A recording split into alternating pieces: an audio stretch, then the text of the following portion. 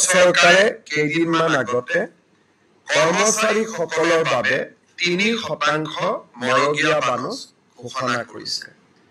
আজি চেন্ট্ৰেল গভৰ্ণমেণ্টৰ কৰ্মচাৰীসকলে পোৱা মৰগীয়া বানচৰ পাৰ্চেণ্টেজটো হৈছে 58। কিন্তু অসম চৰকাৰৰ কৰ্মচাৰীসকলে এই মুহূৰ্তলৈকে মৰগীয়া বানচ পাই আছে 55%। ৰাজ্য চৰকাৰে ডিএ আৰু ডিআৰ পেঞ্চনাৰসকলৰ বাবে আৰু চাকৰিয়ালসকলৰ বাবে মৰগীয়া বানচ আজি 55%ৰ পৰা 58%লৈকে বৃদ্ধি কৰে।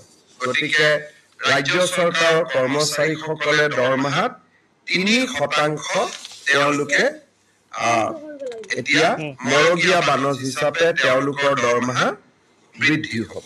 চৰকাৰে কেইদিনমান আগতে কৰ্মচাৰীসকলৰ বাবে 3% মৰগীয়া বানচ ঘোষণা কৰিছে।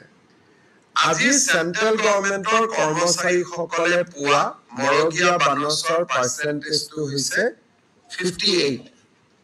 কিন্তু অসম চৰকাৰৰ কৰ্মচাৰীসকলে এই মুহূৰ্তলৈকে মৰগীয়া বানচ পাই আছে 55%।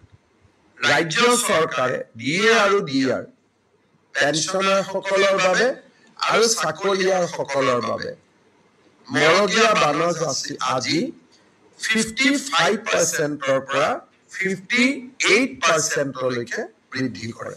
গতিকে ৰাজ্য চৰকাৰৰ কৰ্মচাৰীসকলে দৰমহাত 3% তেওঁলোকে এতিয়া মৰগীয়া বানচ হিচাপে তেওঁলোকৰ দৰমহা বৃদ্ধি